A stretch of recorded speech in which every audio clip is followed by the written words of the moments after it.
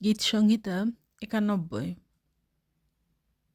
যে ব্যক্তি পরাৎপরের অন্তরালে থাকে, সে সর্বশক্তিমানের ছায়াতে বসতি করে। আমি সদাপ্রভুর বিষয়ে বলিব, তিনি আমার আশ্রয়, আমার দুর্গ, আমার ঈশ্বর।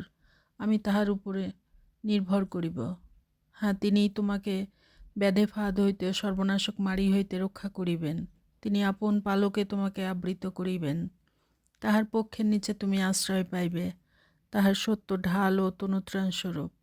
তুমি ভীত হইবে না। রাত্রি ত্রাস হইতে, দিবসে উড্ডীয়মান শহর হইতে, তিমির বিহারী মারি হইতে, মধ্যাহ্নের সাংঘাতিক ব্যাধি হইতে।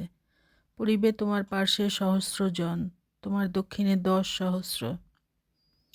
কিন্তু উহা তোমার নিকটে আসিবে না। তুমি কেবল সচক্ষে নিরীক্ষণ করিবে, দুষ্টগণের প্রতিফল দেখিবে। হ্যাঁ সদাপ্রভু, তুমিই আমার আশ্রয়। তুমি পরাৎপরকে আপনার বাসস্থান করিয়াছ। তোমার কোনো বিপদ ঘটিবে না, কোনো উৎপাত তোমার তাম্বর নিকটে আসিবে না। কারণ তিনি আপন দূতগণকে তোমার বিষয়ে আজ্ঞা দিবেন, যেন তাহারা তোমার সমস্ত পথে তোমাকে রক্ষা করেন। তাহারা তোমাকে হস্তে করিয়া তুলিয়া লইবেন, পাছে তোমার চরণে প্রস্তরে আঘাত লাগে। তুমি সর্পসিংহের উপরে পা দিবে, তুমি যুবসিংহ ও নাগকে পদতলে দুলিবে। সে আমাতে আসক্ত, তজ্জন্য আমি তাহাকে বাঁচাইব। আমি তাহাকে উচ্চস্থানে স্থাপন করিব, কারণ সে আমার নাম জ্ঞাত হইয়াছে। সে আমাকে ডাকিবে, আমি তাহাকে উত্তর দেব। আমি সংকটে তাহার সঙ্গে থাকিব। আমি তাহাকে উদ্ধার করিব, গৌরবান্বিতও করিব।